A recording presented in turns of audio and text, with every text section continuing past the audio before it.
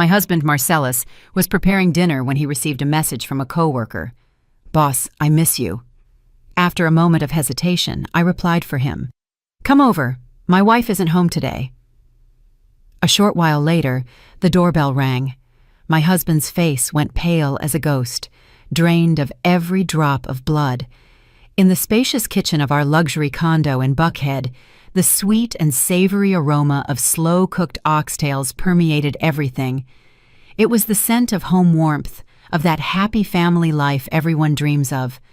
Or at least, that was what I had firmly believed until that very instant.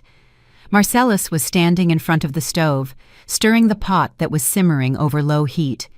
He was wearing the navy blue apron I gave him for our wedding anniversary, while humming an old R&B love song. Seen from the back, Marcellus was the perfect image of a successful black man, a consummate professional who also knew how to take care of his family. He always told me that a man making money out in the world is an obligation, but cooking at home for his wife is a privilege. I was sitting at the kitchen island flipping through an architectural digest, but my mind was elsewhere. The warm yellow light illuminated the marble countertop where Marcellus's brand new iPhone lay in silence. Its black screen was like a bottomless abyss, hiding secrets that not even I, his wife, the person closest to him, had ever suspected. Marcellus turned around with a radiant smile on his handsome face. The fine lines starting to appear around his eyes only added to his charm. He asked me to taste the gravy to see if the seasoning was right, then went back to focusing on his complex blend of spices. It was right at that moment. The phone screen on the counter suddenly lit up, soundless, but with a cold blue flash indicating a WhatsApp message. My eyes instinctively darted toward it. The phrase that appeared on the lock screen was short, but it was enough to bring the peaceful world I had worked so hard to build crashing down in a single blow. Sender: Kaylani, intern. Content. Boss, I miss you. Just 4 words. I miss you. My heart didn't hurt anymore. That pain had died a week earlier when I held the bank statement in my hands. The only thing left now was deep contempt and a meticulously devised plan. Kaylani. I knew that name. She was the new intern who had joined Marcellus's department a few months ago. I remember Marcellus telling me about her once, praising her for being quick, polite, and eager to learn. What I didn't imagine was that her eagerness to learn would extend to her boss's husband. I took a deep breath, trying to calm my racing lungs.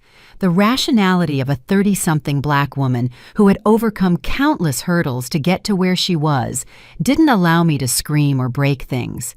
If I made a scene, Marcellus would invent some excuse, saying it was just a joke from an immature girl. I needed something more. I needed irrefutable proof, evidence they couldn't deny. Marcellus kept chopping vegetables. The rhythmic sound of the knife against the cutting board drowned out the wild beating of my heart. Quietly, I picked up the phone. The passcode was our wedding anniversary. What irony! He used the most important day of our lives as a shield for his dirty secrets. I typed in the 6 familiar digits. The screen unlocked, showing the WhatsApp conversation with the unread message at the top. Without opening it to read, I quickly typed a reply. My fingers, cold and precise, glided over the virtual keyboard. Come over. My wife isn't home today. I hit send. I watched the blue double check appear, and a faint smile drew across my lips.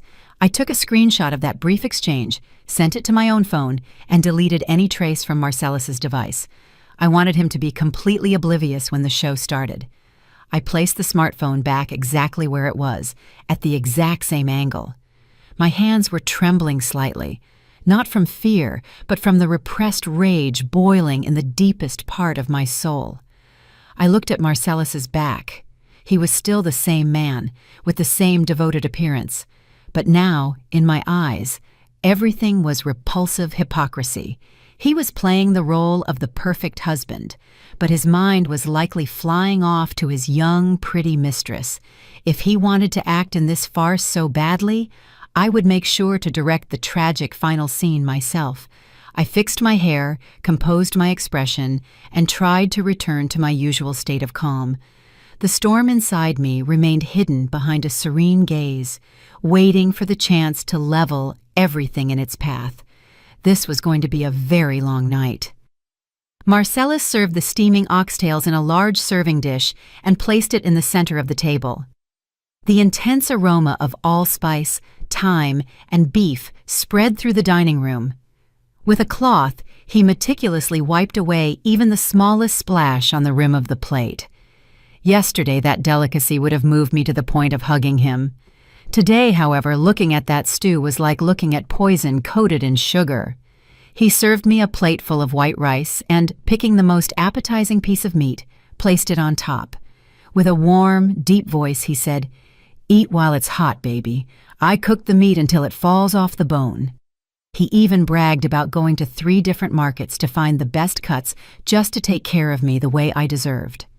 I accepted the plate from my husband's hands, making a superhuman effort to keep them from shaking.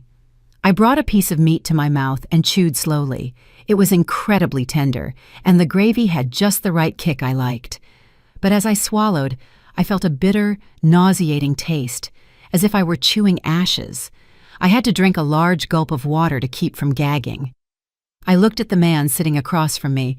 Marcellus ate with an appetite, offering me sides now and then, and telling me funny stories from work. He talked about a new project, how the CEO had congratulated him, and his plans for a promotion this year. But there wasn't a single mention of Kailani's name or that young intern.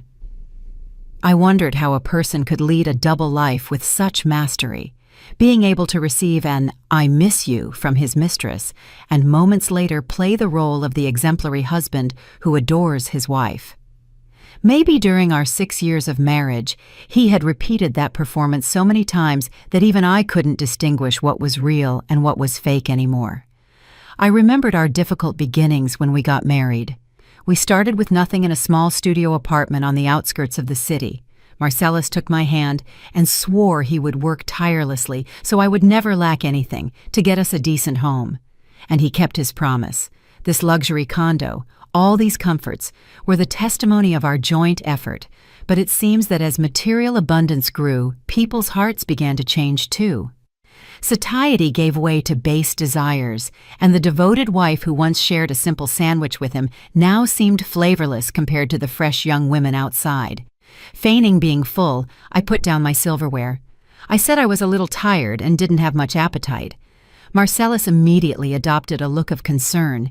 He got up, walked over to me, and put his hand on my forehead to check if I had a fever. His hand was warm, but as soon as it touched my skin, I felt a chill that soaked me to the bone. I turned my head slightly to dodge his hypocritical touch, excusing myself to get a glass of water. I glanced sideways at the clock on the wall. The short hand was approaching 7, and the long one 12. Time was passing with mocking slowness. From her office or her student apartment, it would take between 30 and 45 minutes to get here. I wasn't going to let this golden opportunity slip by. My wife isn't home today. That spell was more powerful than any invitation. When I returned to the table, Marcellus was clearing the plates. He told me to go to the living room and rest, that he would handle the cleanup. The image of my husband rolling up his sleeves to wash dishes, which I used to brag about to my girlfriends, now seemed like just another scene in his disgusting theater. I sat on the sofa and picked up the TV remote, but I didn't turn it on. My gaze was fixed on the front door, and my ears were tuned to any sound from the hallway. A fierce battle was waging in my mind. Part of me wished she wouldn't come, that it had all been a bad joke so I could keep fooling myself. But the other half, the colder and crueler side, yearned for the doorbell to ring as soon as possible. I wanted this pain to come out into the light in all its rawness, because an abscess only heals when it bursts, even if the scar it leaves is forever. Every minute passed with infinite heaviness. The sound of water in the kitchen ceased. Marcellus came out drying his hands with a towel and asked if I wanted some fruit for dessert. I shook my head and sketched a faint smile. It was surely a crooked, forced smile, but Marcellus didn't notice. He was too sure of his own perfection. Or maybe he had never cared enough about my mood to notice anything strange in my eyes. The clock struck exactly 8 o'clock p.m. The apartment was so silent you could hear the ticking of the second hand. Marcellus sat on the sofa opposite me and started reading the news on his phone with an expression of total tranquility. He probably thought it would be another peaceful evening with his wife, or maybe he was already planning what message he would send his mistress as soon as I fell asleep. He didn't have the slightest clue that the storm was about to break right at his doorstep. Ding-dong. The sound of the doorbell broke the silence. It wasn't a loud sound, but in that space, it resonated like the gunshot announcing the start of a war. Marcellus lifted his head, startled. In his eyes there was surprise mixed with a pinch of confusion. He looked at the clock, then the door, and muttered, "Who could that be at this hour?" Then he looked at me as if I had the answer. I remained motionless on the sofa, maintaining an almost icy composure. "Stay seated," I told him. "I'll get it." My voice was soft but firm, leaving him no room to move. I stood up and walked slowly toward the door. Every step on the hardwood floor sounded heavy, like the hammer blows driving the final nails into a coffin. My heart was pounding hard, not from fear, but with the strange excitement of a hunter about to trap their prey. I took a deep breath, fixed my posture, and put my hand on the knob. I turned the lock and opened the heavy wooden door. In front of me stood a young black woman of petite build, well made up, but with a face that hadn't yet lost its childish air. She was wearing a tight dress that highlighted her young figure, and in her hands she held a small box with a carefully packaged individual cupcake. The instant she saw me, the flirtatious smile drawing on her lips vanished, giving way to an expression of pure panic. Her eyes went wide as saucers, her pupils contracted in fear, and her face, previously flushed, turned as pale as paper. She froze, and her trembling hands almost dropped the cake box. She expected Marcellus to answer the door. She had surely imagined the scene, jumping into his arms, telling him in a honeyed voice how much she had missed him. But the raw reality that hit her head-on was the image of me, the lady of the house, his lawful wife, blocking the entrance with a gaze sharp as a knife. I said nothing immediately. I simply observed her terrified expression in silence. My silence made the atmosphere turn even more suffocating. Kaylani stepped back half a pace, moving her lips as if she wanted to say something, but her throat seemed blocked, as if someone were strangling her. She looked toward the interior of the condo and then back at me, with the look of a thief caught red-handed. I heard Marcellus's steps behind me. "Who is it, babe? Why are you taking so long?" he asked. His voice plunged Kaylani into even greater confusion. She looked around as if seeking an escape route, but I wasn't going to let my prey get away that easily.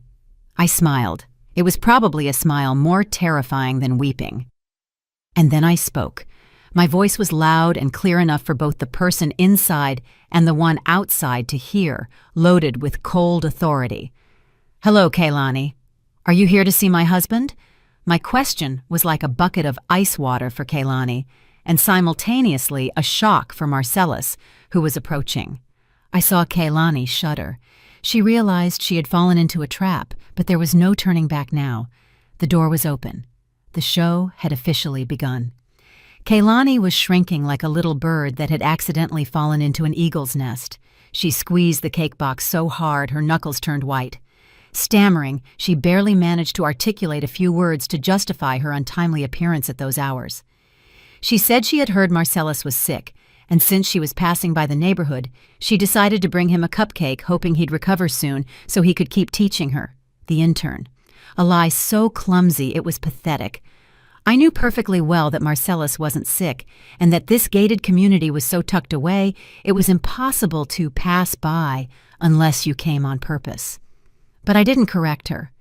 The fun of the cat and mouse game consists of not killing the mouse immediately, but playing with it until it exhausts itself from pure terror. Maintaining a faint smile, I fixed my gaze on her face, which was changing color by the moment. Seeing that Kaylani was trying to turn around to flee, I said with a voice cold as ice, "If you take a single step out of this hallway, tomorrow the entire company and your parents back down in the country will receive the photos and messages of you two.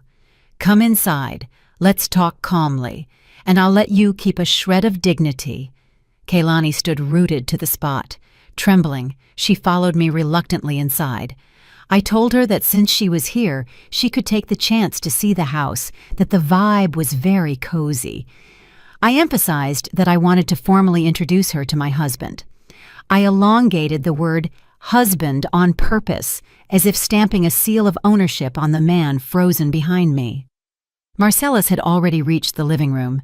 Seeing me enter with Kaylani, his face broke down even more than hers. His eyes were bulging and his mouth hung open, but he was incapable of saying anything. The phone he held in his hand fell onto the sofa. He looked alternately at Kaylani and me, oscillating violently between panic and confusion. He couldn't understand why Kaylani was there, or why I was receiving her so calmly. I led Kaylani to the center of the living room and sat her on the armchair, facing the large sofa where Marcellus usually sat. Kaylani sat on the edge with her back straight and knees together, not daring to look up. I turned to Marcellus and gestured for him to sit next to me. Like a soulless automaton, Marcellus walked stumbling to the sofa. Even though the AC was set to 75 degrees, drops of sweat beaded on his forehead. He sat as far away from me as possible, as if I were a bomb about to go off. I started with the introductions. Pointing to Kaylani, I told Marcellus that she was that good intern he talked about so much, who had come to visit him in the middle of the night with a cake and everything upon finding out her boss was sick. Then I introduced Marcellus to Kaylani, saying he was the most exemplary husband in the world, a man who had never disappointed me. Each of my praises was like a needle sticking into Marcellus's skin. I saw him shrink. I noticed Kaylani shooting a pleading look at Marcellus. She expected a word from him, an excuse, a reassuring gesture to save her from this situation, but the only thing she received was cowardly evasion. Marcellus kept his head down, fiddling with the hem of his shirt, not daring to utter a word. His cowardice did nothing but increase my contempt, and probably even Kaylani started to feel a pang of disappointment. The man who seemed so admirable and authoritative in the office had turned, upon being discovered in his infidelity, into a pathetic little man who feared his wife more than a lion. I stood up, saying I was going to offer our guest something to drink. I asked Kaylani what she fancied. Orange juice, water, or some hot tea? With a barely audible voice, she replied that water would be fine. I smiled and headed to the kitchen. The living room was plunged into a tomb-like silence. I knew as soon as I disappeared, those two would exchange panicked looks, but they wouldn't dare speak for fear I'd hear them. And that was exactly what I wanted, to let the terror eat away at their minds, little by little. In the kitchen, I made noise on purpose, taking out glasses and plates so they knew I was still close, listening to everything. I opened the cabinet and passed right by the expensive Waterford crystal we used for important guests. My hand stopped at a pack of thin, disposable plastic cups, the kind you use for a cookout or see at a water cooler. I took one of those cups and filled it with tap water. The choice wasn't accidental. I wanted to belittle Kaylani through the slightest detail. I wanted her to understand that her place in this house, in our life, was as cheap and provisional as that cup. An object you use and throw away, not worth keeping. I went back to the living room with a tray and placed the plastic cup with water in front of Kaylani. For Marcellus and myself, however, I served tea in elegant fine china cups with gold rims. The stark contrast between the two types of vessels was evident on the glass table. Kaylani looked at the plastic cup clashing with the luxurious table, and her face dyed a deep red from humiliation. She had understood the message. It was a wordless insult, but deeper and sharper than any slur. I sat next to Marcellus, this time deliberately gluing myself to him. I took his arm and rested my head on his shoulder with an affectionate gesture. Marcellus went stiff as a wooden doll, muscles tight with tension. Through his fine shirt, I could feel the frantic beating of his heart. The cold sweat kept sliding down his temples.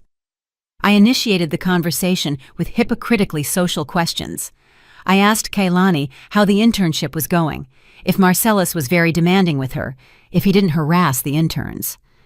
While I spoke, I caressed Marcellus's arm and shot him loving looks every now and then. Kaylani replied in monosyllables, not daring to look directly at the tender scene unfolding before her eyes.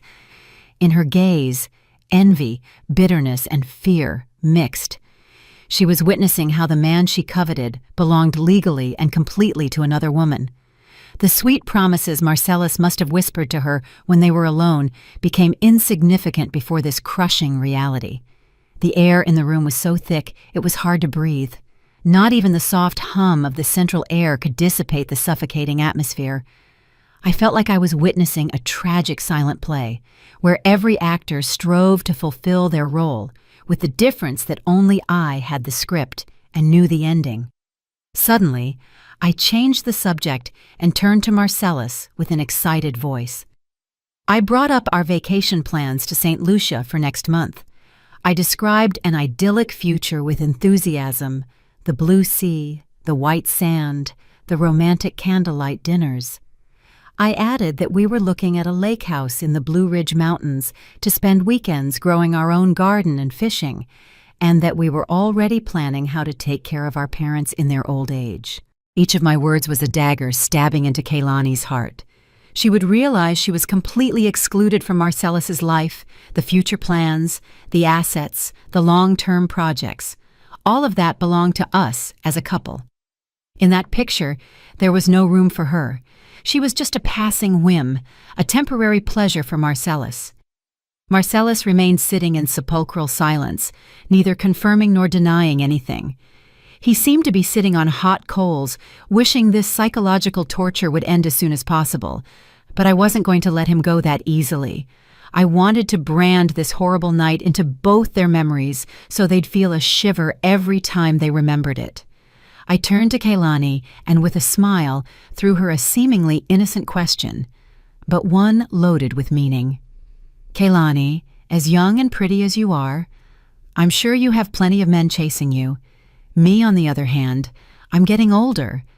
I have to hold on to this man so he doesn't get away. I'm scared someone might steal him in a careless moment.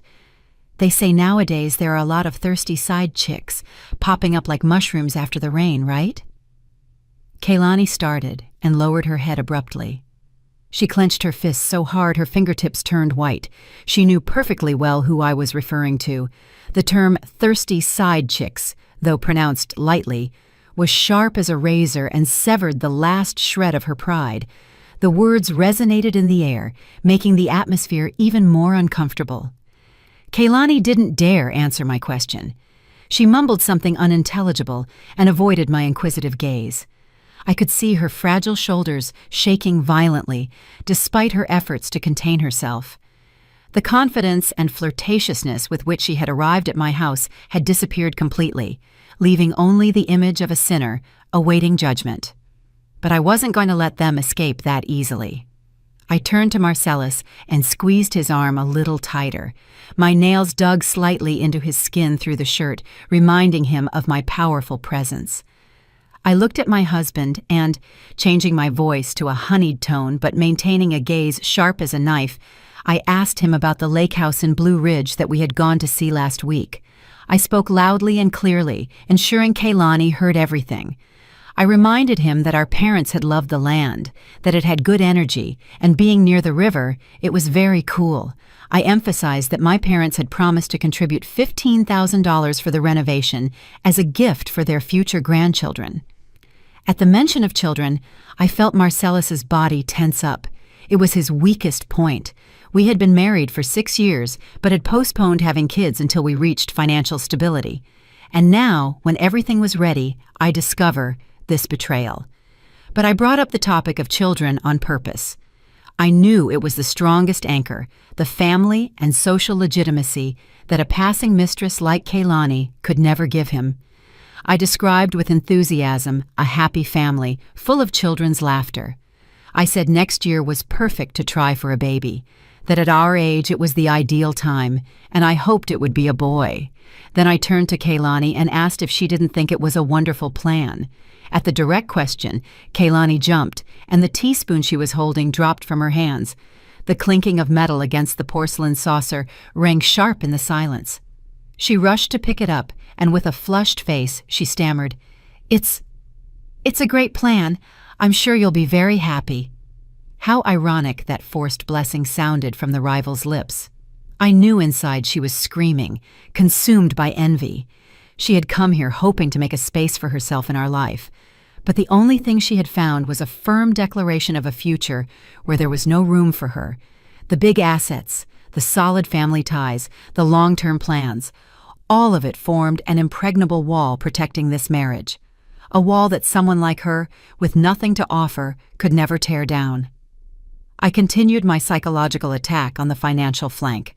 I told Marcellus, "Tomorrow I'll make the transfer for the down payment on the house, so sign the papers for the title change fast."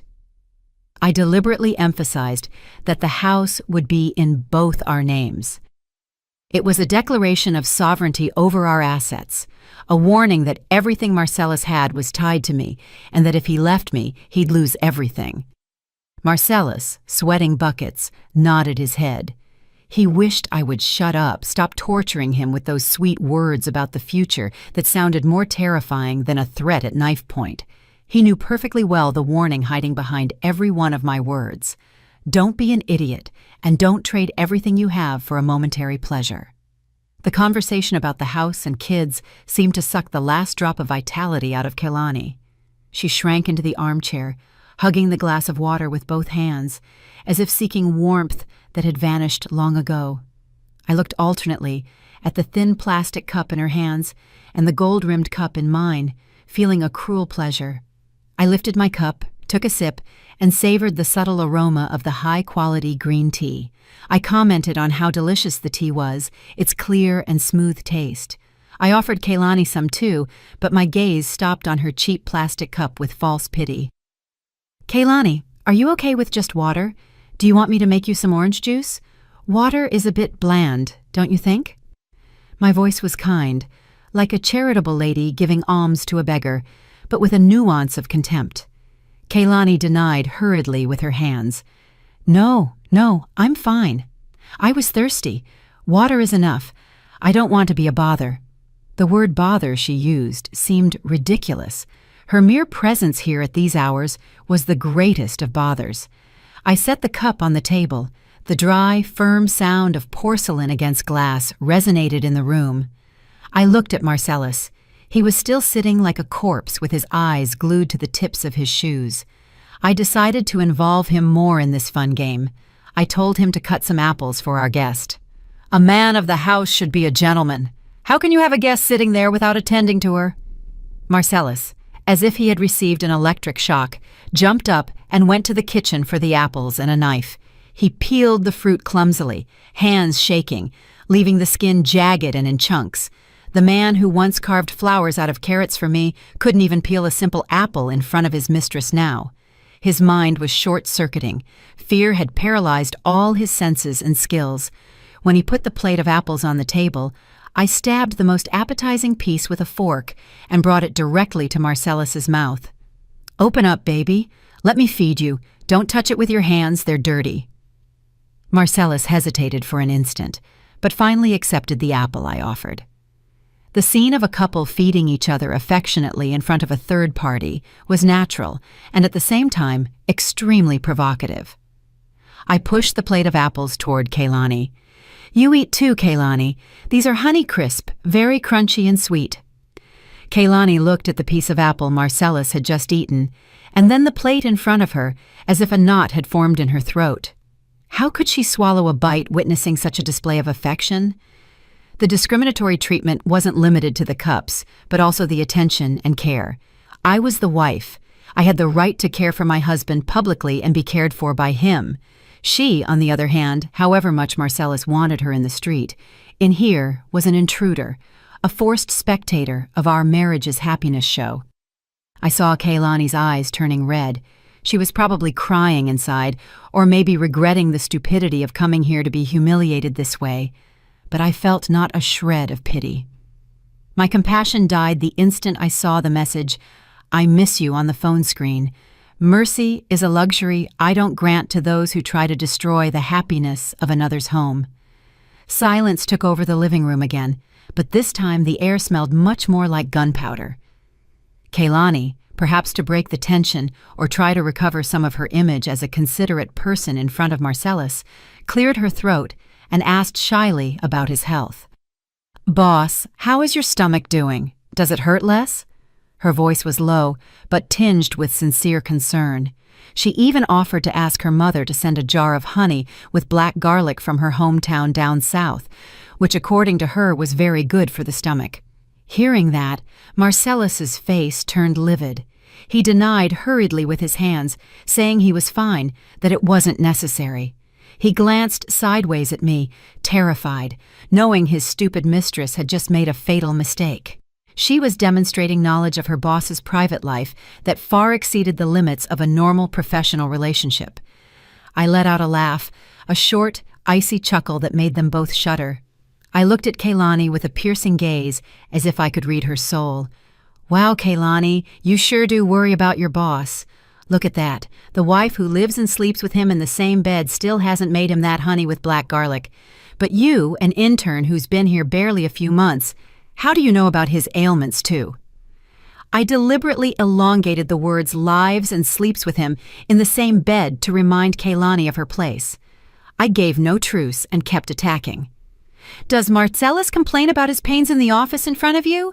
Or do you see each other alone so often that you know even the details of his diet?" Kaylani was left speechless. Her face went from red to purple. She stammered that she had simply seen him in the office touching his stomach with a grimace of pain and had asked out of pure assumption. A pitiful excuse. I knew Marcellus's stomach issues were chronic. To not damage his image as a strong leader, he rarely showed signs of weakness in public. He only did it when he was alone with someone he trusted. I shot Marcellus a withering look. "And you, why do you go around worrying your employees at work? Next time, if you feel bad, tell me, your wife. Don't make other people worry and bring you medicine. They're going to think your wife doesn't take care of you. The other day, you told me you were running late because of a dinner with clients and your stomach hurt. I see now what kind of dinner with clients that was." At my hint, Marcellus lowered his head and said nothing. He knew perfectly well what I was referring to. The night he used the work dinner excuse, he had actually dined with Kaylani, and probably, to gain the young girl's sympathy, had complained about his pains. I had just uncovered the hypocrisy of a coworker's concern and exposed the raw truth of their ambiguous relationship. Her excessive interest was proof she had crossed the line, and I, as the wife, had every right to question and unmask that hypocrisy right here in my own house. The clock on the wall marked 9:00 p.m. The cat and mouse game had reached its climax. I felt it was time to deliver the coup de grace, a blow that would destroy the intruder's morale completely and serve as a final warning to my traitorous husband. I slowly took my phone out of my pocket and left it on the table. I slid my finger across the screen, pretending to check a message, and then sighed on purpose. The world is so complicated these days. The news talks about nothing but infidelity and scandals. My girlfriends tell me young girls these days are very bold. They send messages to other women's husbands as if they were their girlfriends, without the slightest shame. I paused and observed their reactions. Kaylani remained motionless, but her breathing had accelerated. Marcellus was furtively wiping sweat from his forehead with a handkerchief. The tension was like a guitar string about to snap. I sharpened my voice even more and continued. I also usually check Marcellus's phone to help him with work stuff, and lately I've seen a lot of messages coming from unknown numbers. A young girl by the looks of it. Her name sounds very innocent. Must be an intern. She sends very affectionate messages to Marcellus. I glanced sideways at Kaylani. Her face had lost all color. Her lips, previously painted a deep red, were now white and trembling. With a mocking smile, I threw the final punch. "You know what, Kaylani? Just the other day I was home and my husband was making dinner, and suddenly a girl sends a message to his phone saying, 'I miss you.' Some nerve, don't you think? With the wife at home, daring to send a message like that? Was she challenging me? My words fell like lightning on Kaylani. She looked at me with eyes wide as saucers, terror engraved in her pupils. She had understood everything. The "I miss you" message from a while ago. The reply, "Come over. My wife isn't home today." It had all been a trap, a perfect trap I had set myself, and she, like a stupid moth, had flown directly into it. Kaylani's hands and feet began to shake uncontrollably. She looked at me as if she were seeing a monster.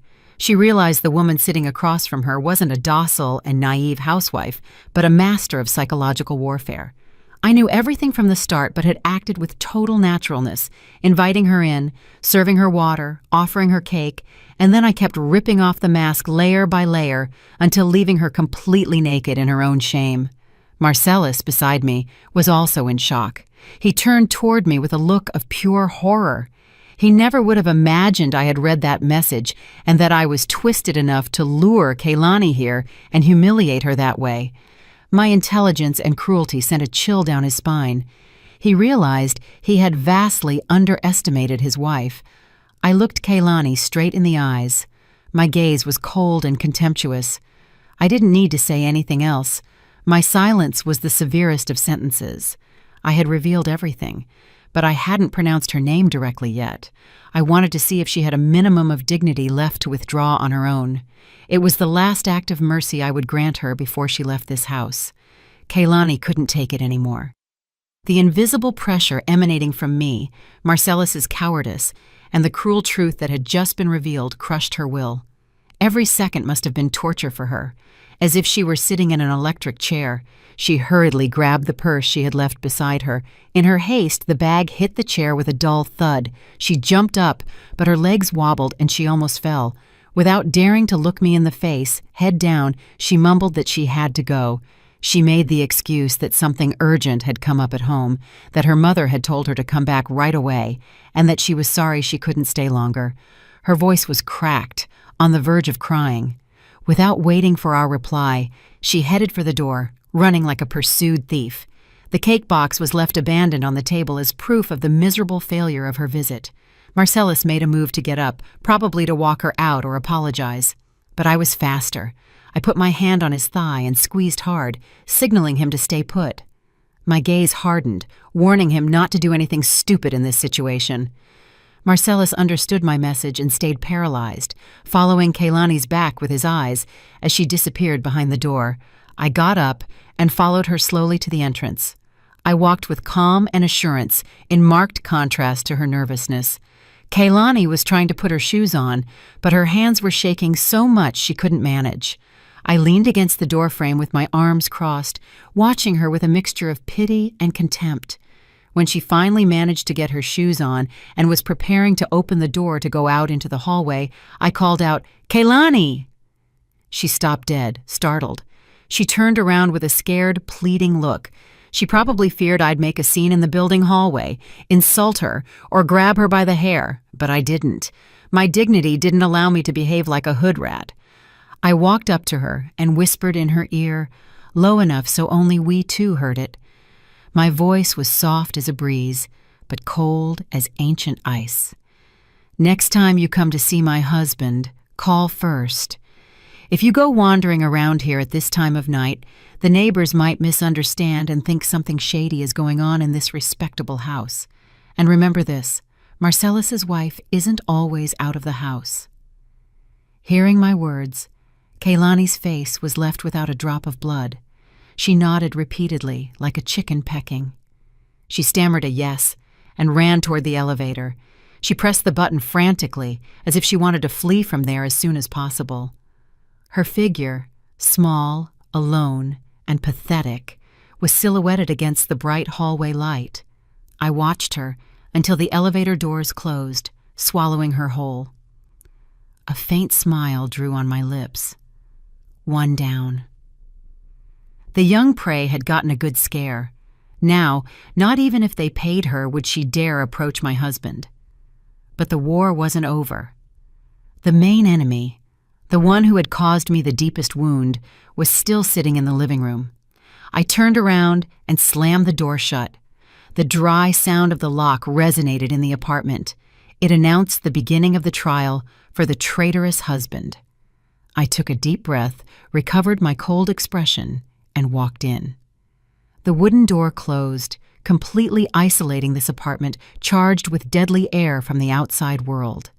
The smile of victory that had drawn on my lips extinguished like a candle in the wind. I didn't go straight back to the living room.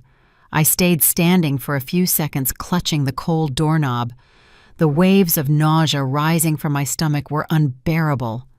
I had pulled off a brilliant performance, but the price was a deep wound bleeding in my heart. I turned and walked slowly into the living room. Marcellus was still in the same spot, motionless, on the cream-colored leather sofa. His head was down, hands clasped over his knees. His appearance was pathetic, far removed from the sophisticated, self-assured husband he used to be. But his misery didn't inspire even the slightest pity in me. On the contrary, it only increased my contempt. I walked up to him, picked up his smartphone lying abandoned on the table, looked at him, then at the phone, and suddenly, with a sharp movement, I smashed it with force against the glass table. Crack! The sharp, violent sound broke the suffocating silence. The phone screen shattered into smithereens, cracks spreading like a spiderweb, a perfect reflection of our marriage in that moment. Marcellus jumped, looking at me with a face pale with terror. I crossed my arms and looked down at him with an icy glare, with a voice sharp and firm, devoid of all emotion. I said, "Explain yourself." "The message saying, 'Come over, my wife isn't home today.' I sent that. Did you think I was an idiot who didn't know anything?" And just like that, Marcellus was left slack-jawed, looking at me with disbelief. He didn't expect me to show my cards so fast and so forcefully. Maybe he thought I only had vague suspicions, but he never imagined I controlled everything from the start. His lips trembled, trying to articulate a pathetic excuse. "Baby, it's a misunderstanding. She and I are just co-workers. Her coming over today was a total surprise to me. I swear to you, I didn't know anything." He tried to play the victim. His eyes dodged my gaze. I let out a bitter laugh. "Coworkers. A coworker sends you a message at 8 p.m. saying she misses you. A coworker knows better than your own wife, your eating habits, and your ailments. A coworker dares to come to your house thinking your wife isn't home." I moved closer to him, looking him straight in the face, and said, marking every syllable, "Don't take me for a fool. We've been living together for 6 years. I know you better than you know yourself. That furtive look, that jump when you heard the doorbell, that cowardly attitude in front of your mistress, everything gave you away." Marcellus lowered his head, not daring to reply. He knew that in the face of such evident truth, any lie was useless. His silence was the clearest of confessions. I felt immense disappointment. The man I had loved and trusted blindly was nothing more than a dirty liar, a coward incapable of taking responsibility for his actions. Marcellus's silence threw more wood on the fire of my anger. I didn't need his empty apologies. I wanted him to face the raw truth he had tried so hard to hide. I went to my purse, which was on a cabinet, and pulled out a stack of papers I had prepared that very afternoon. They were the proofs I had been gathering in secret for the last week since I started suspecting. I threw the papers in his face. The white sheets flew and fell messily over the destroyed phone. Marcellus picked up a paper. His hands were shaking violently. It was a bank statement, the detail of the last 3 months. I had circled in red the transfers to Kaylani Jenkins with ambiguous memos like gift or lunch. The amounts weren't huge, a few $100s each time, but the frequency was suspiciously high. One transfer stood out, $1,500 from last week, with the memo, "Happy Birthday." I pointed to the statement and raised my voice. "And how do you explain this money? A $1,500 birthday gift for an intern? For my birthday, a bouquet of flowers and a simple dinner was enough for you. Your generosity is truly admirable." Marcellus was speechless, sweating profusely. He didn't expect me to know his finances in such detail. But that wasn't all. I pulled out the screenshots of his WhatsApp conversations I had taken from his iPad, where he had forgotten to log out. Flirty messages, dates for lunch and movies, and even expressions of sickeningly sweet longing. I threw another photo. It was the movie ticket from 2 weeks ago at 11 p.m. That day he told me he was running late because of a client dinner, but actually he was watching a movie with his mistress. And finally, I pulled out the photo of a long dyed brown hair found on the passenger seat of his car. My hair was black and short.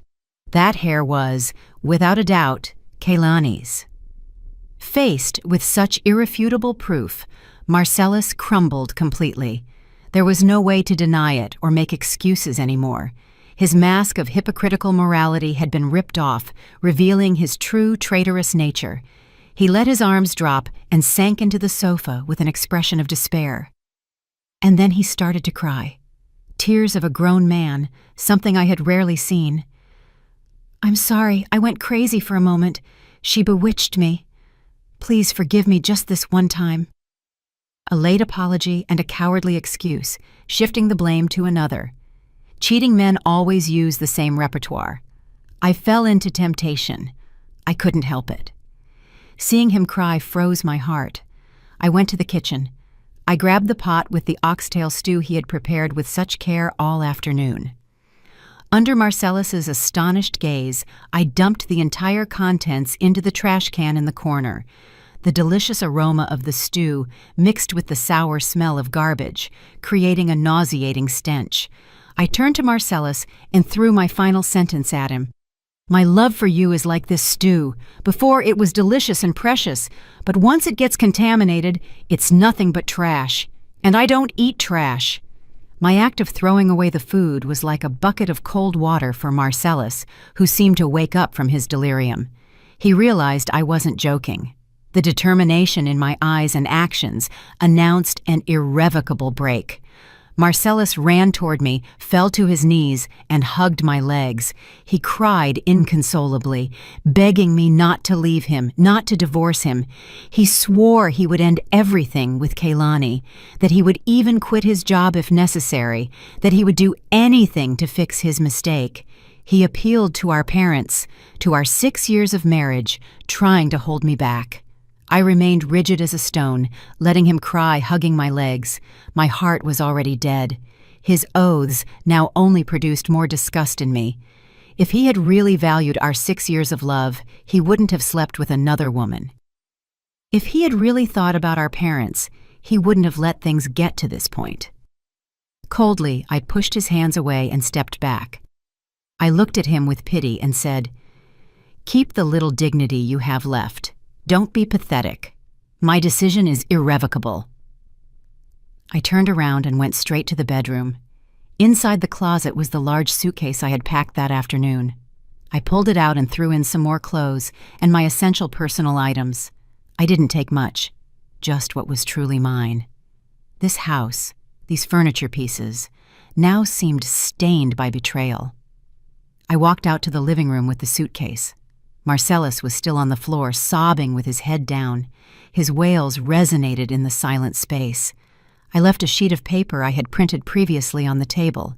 It was the promissory note for the $40,000 my parents lent us at the beginning of our marriage when we couldn't afford the condo renovation, along with the receipts in my father's name. "These $40,000 are a clear debt. Don't you even think about not paying it. When you sell the house, the first thing will be to settle this debt, and then we split the rest." I told Marcellus with an icy voice, "Get ready to pay back every last cent. The house is in both our names, but I'm not going to fight for it. I yield it to you so you can live with your mistress, but my parents' money, you have to return to me." Marcellus looked at the papers and then at me. His look was pure despair. He knew he couldn't get that much money overnight, but I didn't care. It was the price he had to pay for his betrayal. I wanted him to feel the pain of loss to the marrow, both emotionally and materially. I dragged the suitcase toward the door. Before leaving, I took one last look at the house. What was once our home had now become the tomb of my love. I opened the door and stepped out into the breezy hallway. The sound of the door closing behind me echoed once more, putting an end to 6 years of my youth with that shameless man. Without looking back, I walked with a steady step toward the elevator. A new life awaited me. It would be hard, but at least it would be clean and peaceful. The Uber traveled through the empty streets of the city night. Sitting in the back seat, I watched the streetlights pass fleetingly. My mind was blank, but strangely light. I didn't cry. The tears seemed to have dried up inside, crystallized into a sharp determination. I was heading to Lysandra's apartment. My best friend since college. Lysandra was a prestigious lawyer in the city, specializing in divorce and asset disputes. She was strong, decisive, and extremely intelligent. I had warned her ahead of time, so she was already waiting for me in the lobby when I arrived. Seeing me get out of the car with a gaunt face and dragging the suitcase, Lysandra didn't ask me anything. She approached silently and gave me a tight hug. At that warm gesture of friendship, I was about to break down crying, but I held it in. It wasn't the time to show weakness. Lysandra took me to her apartment. It was a small but cozy place, impregnated with the pleasant scent of lemongrass essential oil. She offered me a glass of hot tea and told me to sit down and tell her everything. And so I did. I told her everything, from the fateful message to the theater I staged, to invite Kaylani home, the confrontation with Marcellus, and my decision to leave. I spoke with surprising calm, as if telling someone else's story. When I finished, Lysandra slammed her hand on the table with a dull thud. She let out a curse and told me I had done very well, that a cheating man is unforgivable, and that my way of handling the mistress had been top tier, civilized, but at the same time extremely cruel. Lysandra began to analyze the situation from a legal perspective. She reviewed the evidence I had gathered, the bank statements, the messages, the photos. She nodded and said that with that, she had more than enough to win in court. She offered to take my case if Marcellus didn't accept a mutual agreement divorce. But Lysandra told me that before getting to court, we had to teach that perfect couple a lesson they wouldn't forget for the rest of their lives. Divorce was my liberation, but true justice was punishing the traitor. She proposed a more subtle revenge plan. Instead of making a scene or exposing him on social media to become the city's gossip, we would attack what mattered most to Marcellus, his career and his reputation. Lysandra instructed me to organize all the proofs into a single file. She said she would help me draft a whistleblower email to send to the management of Marcellus's company, a mortal blow to his finances and credibility. It would be 1,000 times more painful than a couple of slaps. I nodded, agreed. Our eyes met, and determination shone in them. That night would be the night we planned the final battle. The 2 days of the weekend passed in a terrifying silence. Marcellus didn't stop calling and sending messages, but I didn't answer. I turned off my phone and dedicated all my time at Lysandra's house to preparing the special gift for my husband and his mistress. Lysandra helped me draft the email. Instead of insults or defamation, we used professional, objective, and sharp language, as if it were an indictment. The subject of the email was short but forceful. Report on internal code of conduct violation and inappropriate relationship between team lead and intern. I scanned all the proofs, the WhatsApp screenshots with the risque conversations, the bank statements proving the use of his salary to buy gifts, the misappropriation of funds, the photo of the movie tickets during work hours as proof of professional negligence. Lysandra organized everything into a single PDF file of over 10 MB, clearly noting dates, times, and places. Monday morning, the sky was gray as if predicting a storm. At 9:00 a.m. sharp, the time when all office workers sit at their desks and start checking their email, I turned on the computer. Lysandra, sitting next to me, put a hand on my shoulder in a sign of support. I took a deep breath and reviewed the draft one last time. The recipient list included the CEO, the HR director, and the heads of the departments involved. I didn't send it en masse to the whole company. I didn't want to become a cheap gossip. I only sent it to the people with the power to decide Marcellus and Kaylani's fate. The mouse cursor stopped over the send button. My heart was pounding hard, not from fear, but from the tension of the decisive moment. A single click would completely change the lives of 3 people. Marcellus would lose the career he had built for 10 years. Kaylani would lose the future that was barely starting to bloom. And I would put a period on a painful past to start a new page. I remembered Kaylani's brazen look upon arriving at my house. I remembered Marcellus's cowardice, kneeling and asking for forgiveness. I remembered the oxtails thrown in the trash. The last shred of compassion left in my heart vanished. "Goodbye, ex-husband," I whispered to myself as I pressed firmly on the left mouse button. Sent. A short, cold notification appeared on the computer screen. The email loaded with the death sentence for Marcellus and Kaylani's careers had been sent. I leaned back in the chair and let out a long sigh of relief. It was over. The arrow had already been released, and no one could stop it. Now I just had to wait for the storm to break over the traitors' heads. That Monday, the atmosphere at Marcellus's company must have been as suffocating as the night Kaylani came to our house. According to an acquaintance who worked in the same department, my email caused a huge impact and spread like wildfire in a matter of minutes. Marcellus tried to feign normality upon arriving at work, but inside he must have been consumed by panic. At 10 o'clock a.m., the HR director called him into a conference room. There, they presented proofs that he had used the corporate card for personal expenses with Kaylani and had falsified receipts for business meals. It was embezzlement by the book, and he was suspended without pay pending a full audit. Marcellus stood up with his face pale as wax. He opened his mouth to try to excuse himself, to say it was a misunderstanding, slander. But the HR director raised a hand firmly, cutting him off. On the table, he left a thick folder with the printout of that very PDF file I had sent. Faced with such irrefutable proofs, Marcellus was left mute. 2 security guards approached and asked him to gather his personal items and leave the office immediately. Everyone was stunned to see how the man who until then was a respected team lead was escorted out of the company like a criminal. Marcellus walked in silence, head down, amidst the murmurs of people watching him.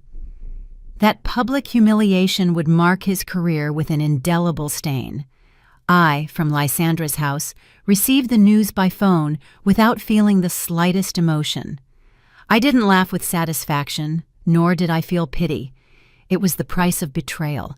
When he trampled on our marriage and chased his desires, he himself had signed the death warrant of his career. 3 days later, his termination was made official. The reason communicated in an internal memo was serious violation of professional ethics and damage to the company's image and trust. Marcellus not only lost his job, but also entered the blacklist of HR managers in the industry. In this city, rumors fly faster than the wind. Once your moral reputation is stained, especially by a scandal with a subordinate, the doors to your career close almost completely. The financial consequences didn't take long to arrive, like a giant wave. Marcellus lost his main source of income, but the bank loans kept coming due punctually. The car note, the condo mortgage, the credit cards, everything became a noose tightening around his neck. Before, thanks to his high salary and my good management, he lived comfortably without looking at prices. Now, just with the monthly bank interest, he was sweating bullets. My phone wouldn't stop ringing. It was Marcellus's number. Seeing the name husband blinking on the screen, I let out a dry laugh and changed his name in my contacts to Marcellus Ruiz. I didn't answer. I let it ring until it cut off. Then the messages started arriving. At first, they were pleas, asking for forgiveness, asking me to withdraw the report, to give him a chance to start over. Since I didn't reply, the tone changed to accusations, calling me cruel and heartless for having ruined his life. I skimmed them and deleted them all. Cruel. When he was in bed with another woman while I waited for him at home with dinner ready, did he think about the word cruelty? When he used our joint money to buy expensive gifts for his mistress, did he think about my effort? I had only claimed what was fair for me. Even his parents, who lived down south, called me. My mother-in-law, crying, insulted me, calling me a bad wife, the one who had destroyed her husband and her family. She said it was normal for a man to have an affair, that a woman should endure it to keep peace in the home. Hearing that, I felt a bitter resignation for the fate of women. I told my mother-in-law calmly that I couldn't live with a traitor and hung up. I also blocked the numbers of his entire family. I didn't want to hear any more lectures on hypocritical morality. Marcellus had lost everything, literally everything: wife, family, career, reputation, and now he was drowning in debt. He would wander through that large but empty apartment, facing the four walls and overwhelming loneliness. It was the fairest punishment for someone who hadn't valued what he had. Kaylani's fate wasn't much different. As soon as Marcellus was suspended, she was also called to HR. She entered the room with swollen eyes and a gaunt look. Far from the secure and flirtatious image of that night, the decision to terminate her internship contract was immediate. The reason? Violation of internal conduct rules and detriment to the work environment. Kaylani cried, begged for a chance, said she was young and had fallen into temptation. But in the ruthless corporate world, those naive excuses are useless. She was in a major corporation. Being fired dishonorably meant the doors to her future had closed halfway. Worse than losing the job was the contempt of her peers. The story of the brazen mistress who challenged the legitimate wife became the hottest topic in the anonymous company chats. When Kaylani was packing her things in a cardboard box, no one approached to talk to her or help her. Everyone looked at her with disdain, whispering behind her back. The men who used to hit on her now avoided her like the plague for fear of getting splashed by the scandal. Kaylani left the office alone, carrying her box. The long, empty hallway seemed like the path of thorns awaiting her. In front of the elevator, she crossed paths with the same security guard who had witnessed her flight days before. The man's look of pity was the straw that broke the camel's back, and Kaylani finally broke down, crying loudly. She ran out of the building, leaving behind people's mockery. According to what Lysandra told me after that incident, Kaylani couldn't stand the stairs and moved apartments. She put all her social media on private and disappeared from the virtual world. It was a very expensive lesson for a young woman just starting to take her first steps in life. She tried to trade her beauty and youth for something vain, but in the end, she lost the most valuable thing for a woman: her honor and self-esteem. I didn't feel sorry for Kaylani. She chose that path, ignoring morals and ethics, and the consequences were hers. I only hope that after this painful failure, she learns to live a more correct way for the rest of her life. 2 months later, we saw each other again in court for the divorce settlement hearing. Marcellus seemed to have aged 10 years. He had an unkempt beard and wrinkled clothes.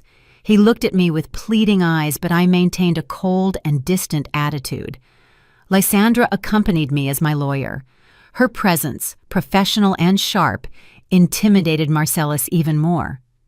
In court, Marcellus tried to cling to the idea that he still loved me and wanted to recover our relationship. But Lysandra presented the irrefutable proofs of his infidelity, wiping out his weak hope in one stroke. The division of assets was the point of greatest tension. The luxury condo was our biggest asset. Marcellus, out of pride, wanted to keep it. He didn't want to find himself on the street. He proposed paying me my share in monthly installments. I let out a laugh of contempt and shook my head firmly. I wasn't going to allow any financial link to tie me to my ex-husband. Lysandra, in my name, presented my conditions. Either he paid me 50% of the house value in a single lump sum, plus the $40,000 for the renovation my parents contributed, or we sold the house and split the money. He, of course, had to take charge of the entire pending mortgage. Marcellus's face, unemployed and in debt, turned white. Where was he going to get hundreds of thousands of dollars overnight? The bank had already started sending him foreclosure notices for being 3 months behind on the mortgage. In the end, he had no choice but to accept the sale of the house. The apartment, which was once his pride, was put up for sale as an opportunity below market price to get a quick sale. After paying off the mortgage, paying me back my share and my parents' $40,000, Marcellus was left with barely any money. He signed the divorce papers with a trembling hand. His crooked signature put the period on 6 years of marriage. He walked out of the courthouse empty-handed, both literally and figuratively, without a house, without a car — he had already sold it to pay debts — without a wife, and without a job.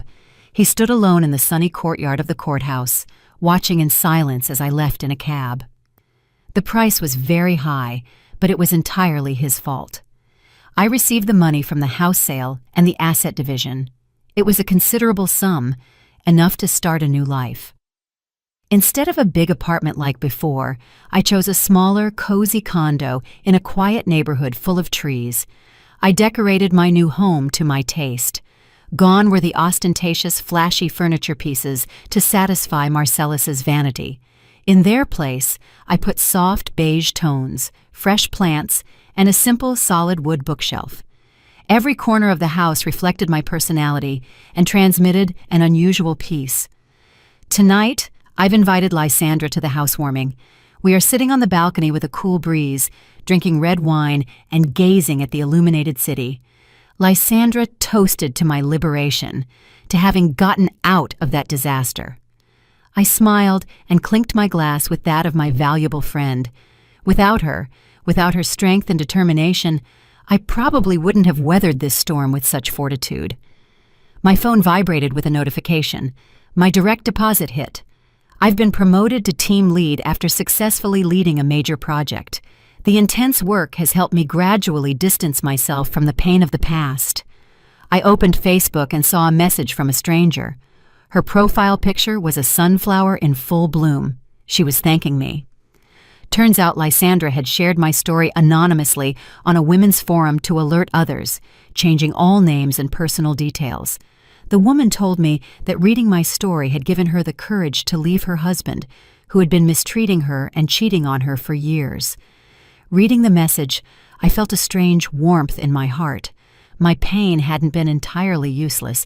It had become motivation and a lesson for other women navigating a sea of suffering. I took a deep breath, enjoying the fresh air of the autumn night. The past remained closed behind the courthouse doors. Now before me extends a wide sky full of hope. I'm Ayana. I'm 32 years old. I'm single, independent, and happy. I smiled and took a sip of wine. The bitter taste of the wine and the sweet aftertaste it leaves in the throat resemble my life.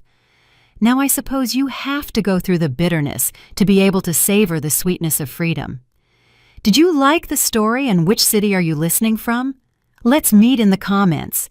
If you liked the story, you can support me by sending a super thanks so I can keep bringing more stories like this. Thank you so much for your sweet support.